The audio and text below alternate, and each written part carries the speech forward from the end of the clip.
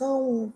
Parece que é simples, na verdade é simples, né? Mas ele é muito profundo, né? A alegria da prece. Por que a prece proporciona algo tão profundo em nós? Antes da gente começar, a gente, como em todas as tarefas espíritas, a gente convida Jesus para que conosco participe desse momento e faça das minhas palavras alimento para todos nós. Porque a prece é isso. A prece é alimento. A prece é alimento. É o pão da vida. O corpo precisa de alimento material e a alma precisa de alimento espiritual.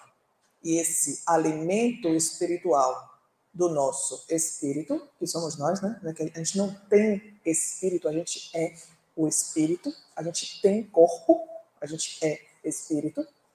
Então, que nós, enquanto espírito, nos alimentamos para termos vida, é a comunhão com Deus. E esta comunhão com o Criador é que nos dá a energia que a gente, quando sente aqui em nós, nesse corpo material, a gente sente algo que chama alegria. A gente chama de sentimento bom. Quer ajustar? Quer ajustar uma coisa? Então, a gente, quando recebe o retorno positivo que essa comunhão proporciona, a gente dá o nome de alegria, de satisfação, mas é muito mais do que isso. É muito mais do que isso. A prece refaz em nós os próprios elementos dos quais nós somos constituídos. Vamos avançando para a gente ver. Será que vai chegar? Ok? Foi. Pronto. Vinde, vós que quereis crer. Santo Agostinho, no Evangelho segundo o Espiritismo, quando escreveu esse texto, A Alegria da Prece, ele fala essa frase: vinde, vós que quereis crer. Ele não fala, vinde todo mundo. Por que ele não é todo mundo? Todo mundo não é bem-vindo? É. Mas nem todo mundo quer. Nem todo mundo quer crer. Por quê? Porque crer significa você abrir mão de si para mergulhar em Deus. Crer significa que a gente abre mão do nosso ego, da nossa opinião, do nosso controle, que a gente não tem, nunca teve, mas fica querendo, fica atrás, fica achando que tem. E diz assim: Deus, eu te entrego a minha vida. Eu aceito a tua opinião. Na verdade, vai ser assim. A gente é que acha que tem controle. Mas sempre é ele que vai decidir nos guiar, graças a Deus. Mas a gente acha que quem está no controle somos nós. E que para a gente ceder o controle para Deus é penoso. Então, a atitude de crer significa uma atitude material, emocional, madura, amadurecida, de quem diz: eu entrego a ti o meu destino, porque eu reconheço a sua grandiosidade, eu sei que você sabe mais do que eu, e eu aceito o que vier de você, porque eu sei que o Senhor é justo, soberanamente justo. Então, nada do que me aconteça é injustiça. E se eu reconheço que Deus é justo, perfeito, ele não vai errar comigo. Então, por que as coisas que me acometem são erradas, são impróprias, são injustas? Eu estou desfazendo do dom de Deus ser justo e perfeito? Então, esta frase é poderosa, porque define quem crê e quem não crê. E a atitude mental, a postura psíquica de crer é uma escolha emocional do ser maduro espiritualmente. A prece é filha da fé. A gente acabou de dizer isso em outras palavras, não é? A fé vem antes e a prece vem depois. Primeiro brota em nós a consciência da fé. E aí a gente começa a dialogar. O nome disso é prece. Então a prece é filha da fé. Nesse exemplo, o que foi que aconteceu nessa passagem evangélica com Pedro? Pedro caminhou pelas águas. Jesus chamou ele, venha. Ele foi. Mas, em algum momento, a fé dele titubeou. Ele desacreditou. Mesmo em cima da água, ele desacreditou do que estava acontecendo. E começou a afundar. A fé diminui, o homem afunda. E o que é que a gente tem que fazer para levantar de novo? E olha que quando a gente afunda, é sufocante. A gente sabe disso. Jesus não poderia ter escolhido um cenário melhor para explicar isso. Porque hoje, tantos anos depois, a gente continua dizendo, quando nos falta fé, a gente afunda. E esse mergulho na dor é sufocante. É a mesma coisa que aconteceu com Pedro. E aí, olha a mão estendida dizendo, eu estou aqui, Senhor, me ajude. A mão estendida dizendo, eu estou aqui, me pegue. É uma prece, é um pedido, é uma vontade direcionada. A prece é uma vontade direcionada. Não é à toa que Jesus fala o tempo inteiro, pedis e obtereis. Bate e abre a porta. Buscai e achareis. Quer dizer, faça, se movimente, haja. Tem que se movimentar. Tem que colocar a vontade em ação, tem que pedir. Você tem que estar no domínio de para onde você está indo e você diz, Jesus, eu estou aqui, eu preciso disso, eu quero isso, me ajude. Eu já decidi qual é o cenário da minha vida. Eu preciso de ajuda para chegar aqui. Essa maturidade é o que Jesus quer de nós. E a prece, ela é assim. É uma prece direcionada para onde? Para onde Deus quiser? Não. É para onde eu estou escolhendo decidir ir. Eu estou pedindo ajuda para ir para onde eu já sei que eu quero ir, porque eu já decidi. Então, isso é o movimento da prece amadurecida. Então, você pede a Deus, não é qualquer coisa. Você pede o que você sabe que você precisa. É direcionado. Mas tem que pedir. Esse é uma coisa assim de meme da internet, mas eu achei tão engraçado. As paredes dos hospitais já ouviram preces mais honestas do que igrejas. E aeroportos já viram beijos mais sinceros do que casamento. E é verdade. Paredes de hospitais já ouviram preces mais verdadeiras do que algumas igrejas, porque na hora da dor a gente se conecta. Na hora da despedida, na hora da escassez de alguém que vai embora ou de alguém que chegou e a gente não tinha disponível. Na hora da dor, novamente, a gente se conecta com o que a gente realmente precisa, com o que a gente realmente necessita. E essa é a diferença dos momentos de alegria que a prece proporciona. Então, Santo Agostinho diz que a prece é um orvalho divino que destrói o maior calor das paixões. Por quê? A paixão é uma coisa que nos cega. A paixão é algo que nos tira da racionalidade. E quando a gente perde completamente, né? Porque a gente precisa viver em um equilíbrio entre razão e emoção. Viver ali dentro daquele equilíbrio. Não dá para ser só emoção e não dá para ser só razão também. Entretanto, o calor das paixões, que é a cegueira que nos faz não identificar os cenários da nossa vida, ela é rompida. Rompida. Essa cegueira é rompida pela prece. Porque a prece clareia a nossa visão. A prece, quando ela chega com elementos suaves, divinos, permeia a nossa mente de inteligência, de visão, de clareza. sobre todas as situações. Então, a gente está passando por um momento difícil no trabalho, no relacionamento, com os filhos ou com qualquer coisa. A gente pede, Senhor, iluminai o meu pensamento, me faça enxergar o que eu preciso.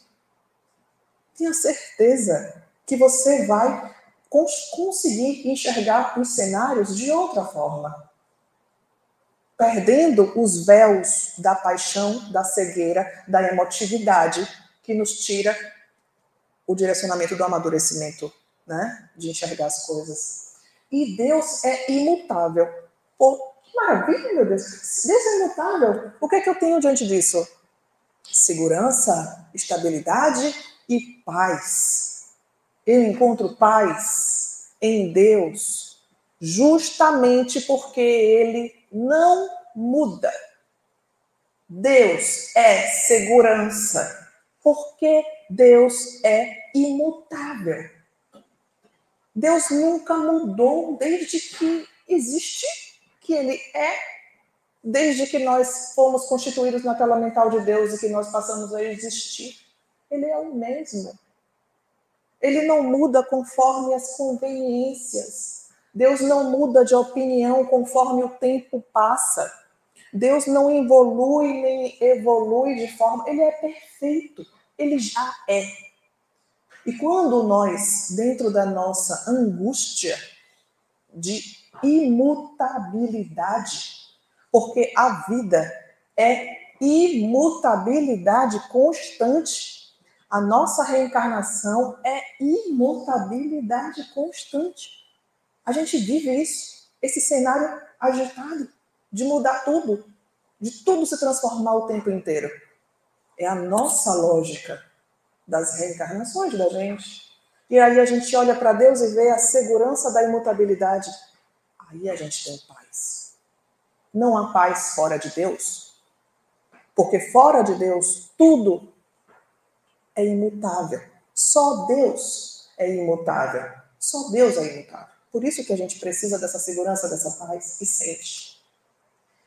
E aí a nossa alma, como diz Santo Agostinho, caminha pelos mundos infinitos e a gente descobre como nós somos diversos. A prece, ela nos proporciona viajar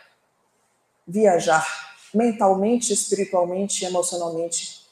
Quantas vezes a gente está emocionalmente de um jeito, começa a orar e se transforma? Quase todas as vezes.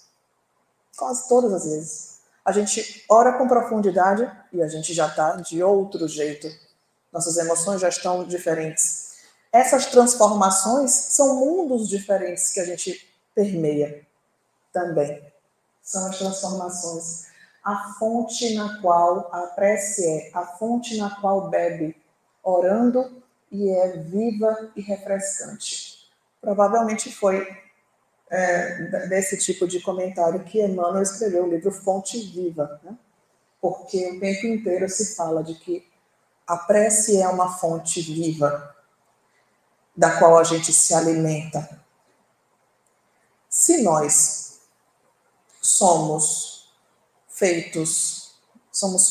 estamos mergulhados no fluido cósmico universal, que é tudo que há, é o fluido cósmico universal.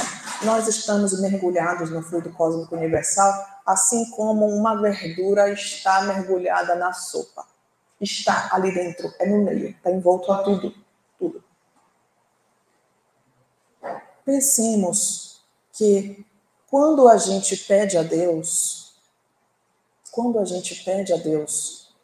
quaisquer elementos necessários que a gente faça um pedido numa prece, tudo nos chega através do fluido cósmico universal. Então, tudo que a gente pede, a gente pode alcançar numa respiração. Numa respiração. É fonte viva. É fonte que nos alimenta mentalmente. É fonte que nos dá todos os recursos que a gente precisa. É a prece. Sem mistura de desejos carnais, todas as aspirações são divinas. Inquieto está o nosso coração, enquanto ele não repousa em Deus. Porque, de fato, se se a nossa vida material, principalmente no plano que nós estamos, é um planeta de provas e expiações. A gente não está em um plano reencarnatório de alegria constante, permanente, de felicidade constante, permanente. Não. É o contrário. Ele disse, terá aqui choro e ranger de dentes. Ranger de dentes. Vocês não estão no mundo feliz. O reino não é aqui. Não é aqui ainda. Então, saber que os momentos de intemperança, saber que os momentos de instabilidade serão a maior parte da nossa vida. Urge que a gente encontre recursos de nos estabilizar. Mas como que a gente ora? Como que a gente ora? Como que a gente faz essa prece? De várias maneiras. Estar em comunhão não é só a gente parar um momento e pensar, agora eu vou rezar e vou pensar em Deus. Não é só isso. A gente pode conectar-se com Deus a todo momento. A todo momento. E em tudo que nós fazemos. Em tudo que nós fazemos. Por exemplo, eu vou beber uma água. Você pega um copo para beber uma água e pensa, Jesus, fluidifica a minha água. Pronto. O momento que você pede para que ele fluidifique a sua água, muito provavelmente, naquele momento, você já está recebendo os elementos necessários para a sua necessidade daquela hora. Está dirigindo o carro, está indo para algum lugar no trabalho, fala assim, Jesus, senta aqui do meu lado, vamos comigo. Vai fazer uma conversa difícil em casa, com a família, com os filhos, com o marido, com a esposa, no trabalho. Antes de começar a conversa, chame Jesus e diga assim, Jesus, eu estou indo para um momento difícil. Eu quero que o Senhor venha comigo. Por favor. Até para os momentos de alegria gigante. Está indo para a festa? Chama Jesus. Por que ele não pode ir com você? Quantas coisas a gente pode evitar em lugares, inclusive, que não tem uma vibração tão boa? Chama Jesus para tudo, para qualquer momento. Essa companhia constante é prece. É prece 100% do tempo. Você acorda e dorme em prece, porque você está em outro plano o tempo inteiro com ele do lado, em tudo. Em tudo. Na hora que a gente alcançar essa dimensão de que a gente pode estar com ele do lado 24 horas. Não é na hora que a gente chama, que a gente precisa, que pede. Não, é 24 horas. Ele pode estar com a gente. Ele está com a gente. Entretanto, o que é a fé? A fé é algo conquistado. Conquistado. A gente tem confiança em quem não conhece? Alguém confia em quem não conhece? Ninguém. Não é da intelectualidade humana aceitar isso. Não é. Se a gente não confia no que não conhece, como vamos confiar em Deus? Como vamos confiar em Jesus se eu não conheço? Eu não tenho relação íntima com ele. Eu não converso com ele. Ele não convive comigo. Ele não anda na minha companhia. Ele não é meu amigo. Eu não tenho relação com Jesus. A minha relação com Jesus é na hora que eu vou dormir, eu rezo um pouquinho. Que amizade é essa? Que companhia constante é essa? Não se formam vínculos sem caminhar constante. O que é um vínculo? Um vínculo é parceria, companhia, acompanhado o tempo inteiro. É um vínculo. Aí você chama Jesus para estar com você o tempo todo. O que é que você vai ter com Jesus? Um vínculo. É só o primeiro passo. Do vínculo com Jesus constante, vai adquirir uma coisa chamada conhecimento. Agora eu já tenho a companhia de Jesus, agora eu posso conhecê-lo. Segundo passo, não chegamos na fé ainda, só estou no conhecer. E depois que você conhece, experiencia aquela companhia, porque não é de graça que a gente dá a nossa confiança.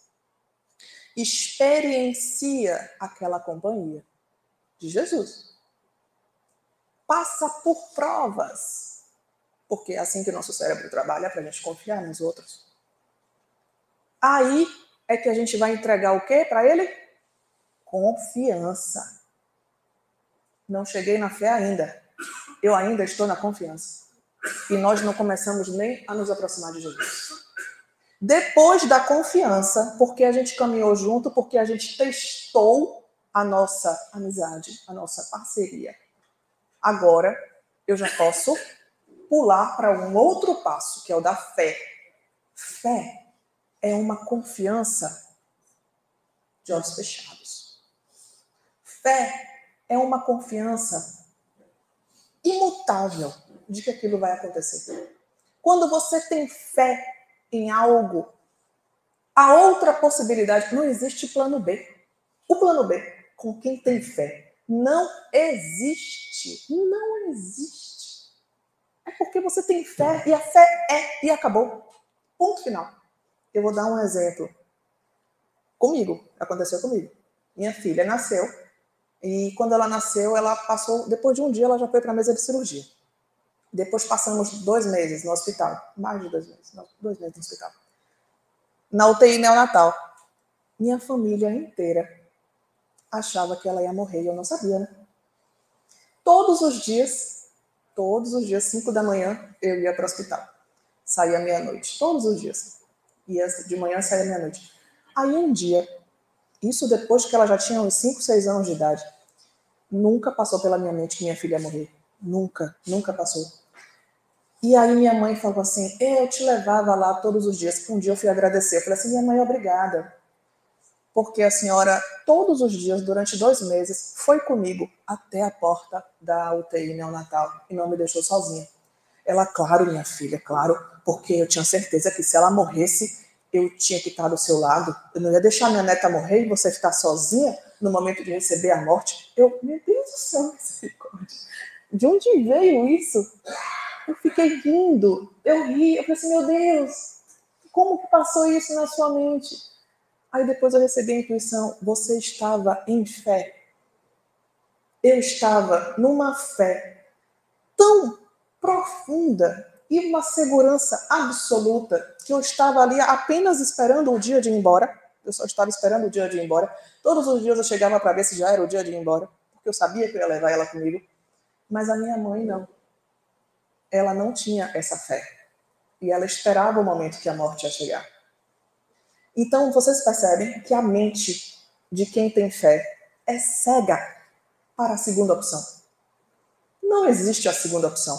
Então, quando você pede algo a Deus, você pede um milagre a Deus, que te cure de uma doença, por exemplo, e você acredita que o milagre vai acontecer, porque era isso que ele perguntava, você acredita no milagre? Aí a pessoa dizia, eu creio.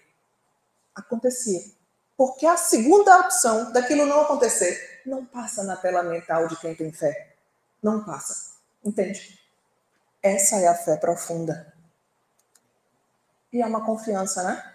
Então, se me aquieto em Deus, eu descubro a estabilidade. E quando a minha mente está ocupada em Deus, eu estou ocupada de algo positivo. Mas a minha mente, ela está ocupada sempre de algo que eu escolho. Então, se eu digo, a minha mente está inquieta, o que é que eu estou colocando dentro da minha mente? Teresa d'Ávila dizia, a fé me basta. E ela dizia mais, se algo tirou a sua paz, é porque ocupou o lugar de Deus. Se algo tirou a sua paz, é porque ocupou o lugar de Deus. Porque a nossa mente é permeada pelo que a gente permite entrar. E este controle da porta do que entra e que não entra tem que ter um porteiro forte, que é a gente mesmo. Então, se a gente diz, na minha mente vai entrar atribulações, você tira a ocupação de Deus da sua mente. E a gente precisa fazer o contrário.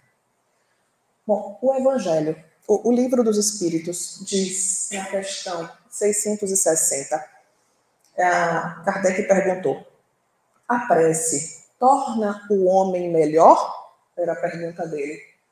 E aí os espíritos disseram sim, torna, porque quem ora com fervor e confiança se faz mais forte. Lógico, nessa interação constante de fé, faz o homem mais forte, mais consciente, tem mais clareza.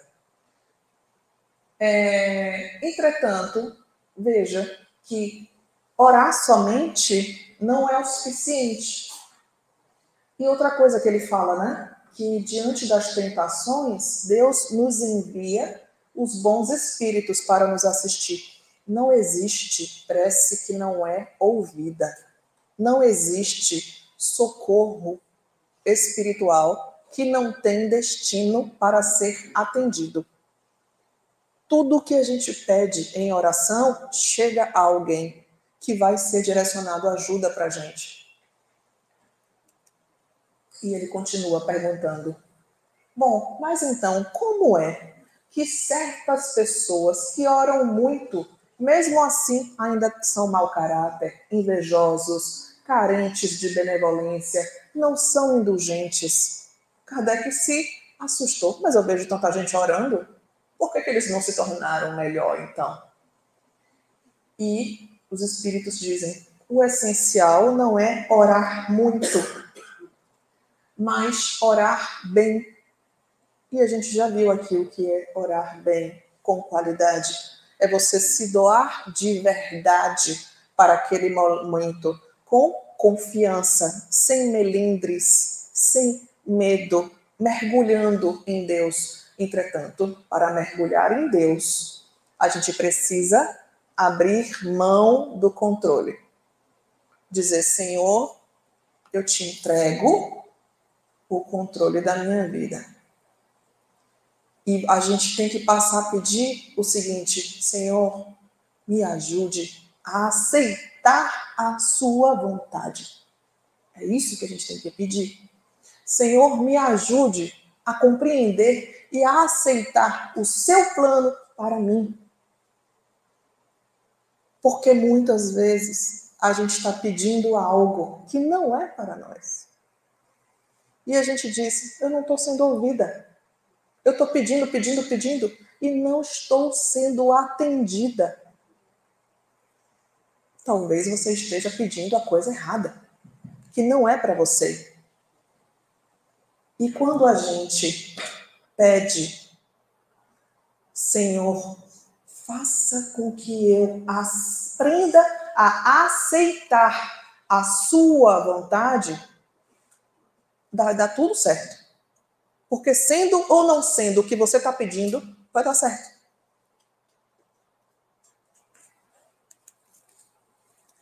O mecanismo da prece. O que é? Como é o mecanismo da prece? Assim, de forma material. Falando de forma material. No Evangelho segundo o Espiritismo, a gente tem os mecanismos do pensamento. E no livro... como é o nome do livro? Que Sueli Caldas Schubert que escreveu.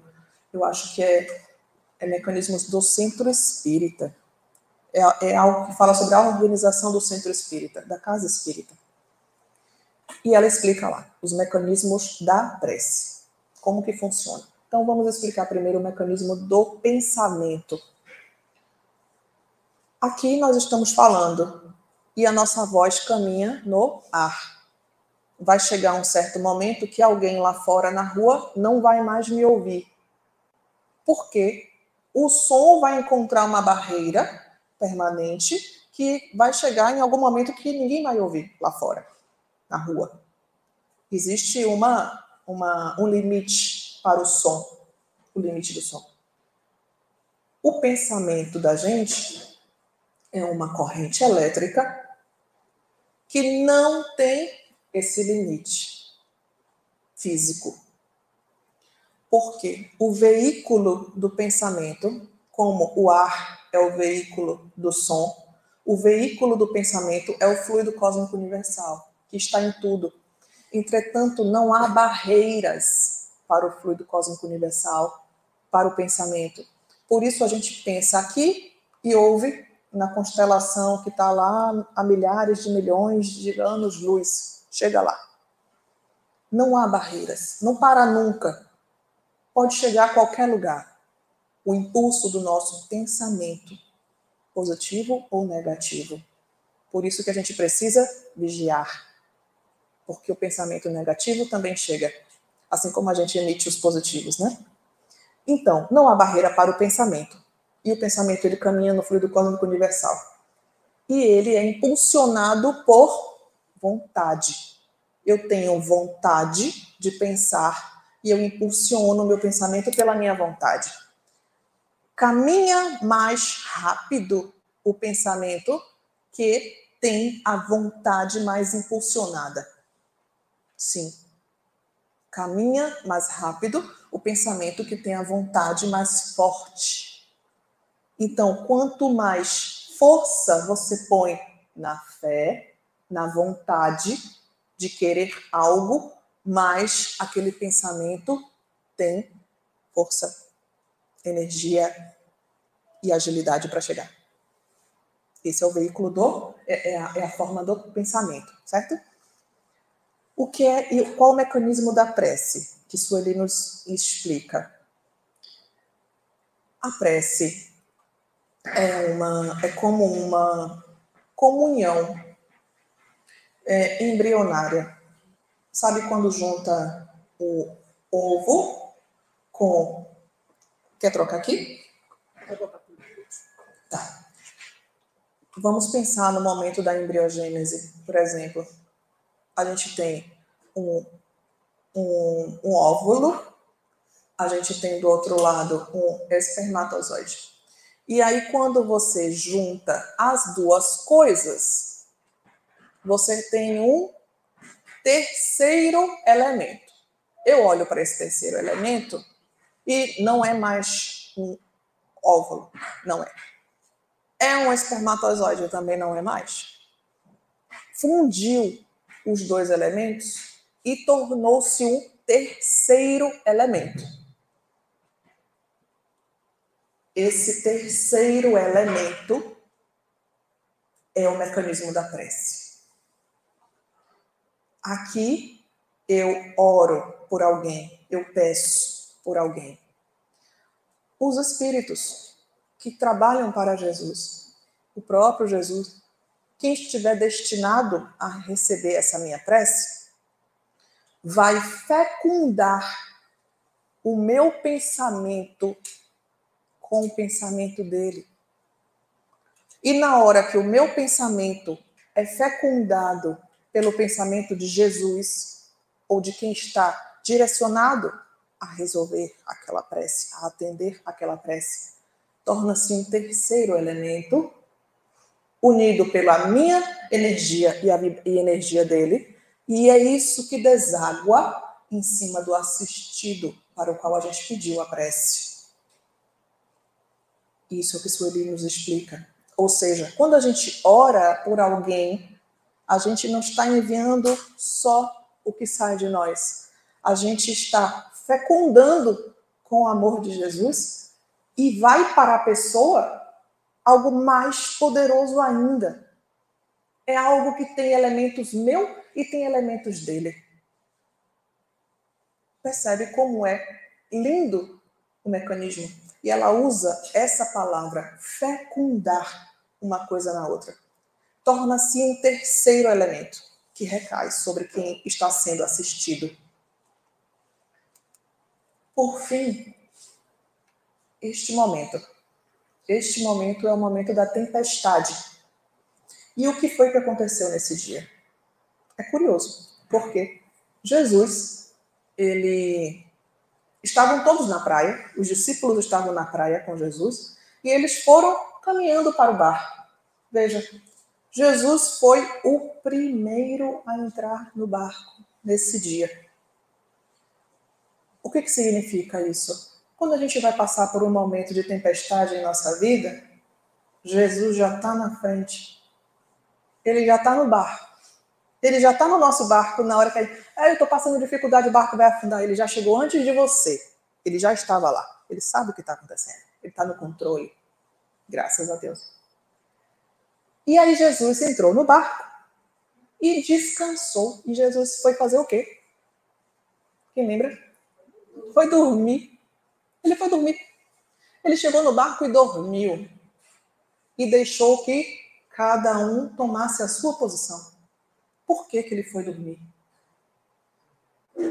Porque Jesus, ele sai de cena, ele está presente. Ele está presente. Mas ele nos permite gerir a própria vida. Gerir a própria vida. Nós somos os atores da nossa vida. Ninguém vai fazer nada por nós. Somos nós os responsáveis por fazer o que a gente precisa para nós. Ele está do nosso lado. Mas quem faz o que precisa ser feito para nós mesmos somos nós. Então, por isso que ele, vá lá. Faça aí o que você tem que fazer. Eu estou aqui. Se você precisar, eu vou estar aqui. Mas vá fazer a sua parte. Vá fazer a sua parte. Os discípulos manejaram o barco, mas a tempestade veio. Uma tempestade que eles não conseguiram controlar. Não conseguiram. E quantas vezes na nossa vida a gente tem tempestades que são incontroláveis. E aí, quando a tempestade chegou, o que foi que eles fizeram? O que é que a gente faz na hora que as coisas estão apertadas? Vem cá. Acordou ele. Jesus, acorda aí, filho. Vem me ajudar. Me socorre, por favor. Acorde. Aí Jesus acordou, olhou o movimento. Homens incrédulos, por que vocês não fizeram isso? Acalmou a tempestade e foi dialogar com eles. Vocês podiam ter feito isso. Por que não fizeram? Onde está homens de pouca fé? A fé de vocês. Então, na hora das nossas tempestades, a gente precisa acordar Jesus em nós. A gente tem que acordar Jesus que está dormindo dentro da nossa consciência, dessa relação que está adormecida, que não está viva, presente e constante no dia a dia. Então, quando a gente tem tempestades, a gente precisa, não é só chamar, é acordar o Jesus que está em nós. É dizer, levanta, bota toda a fé que você tem para cima e vamos agir juntos. Sabendo que ele já está ali, sabendo que em nossas tempestades piores, ele já estava no barco antes de nós. E isso também é fé. Mas Jesus conhece a todos nós. Ele sabe que a nossa fé ainda é vacilante. Ele sabe que nós somos crianças. Lembra? Deixai vir as minhas criancinhas. Quem são as criancinhas? Nós. Por quê? O que é criança para Jesus? É a infância da maturidade espiritual. É a infância da convivência com Deus. Somos nós. A gente ainda está aprendendo, conhecendo, porque a gente não conhece ainda Deus. E por que a gente ainda não conhece Deus? Porque a gente não convive constantemente com Ele. E é o que a gente precisa. Chamar Jesus para tornar-se nossa companhia constante e se alimentar da fé. Gratidão por hoje.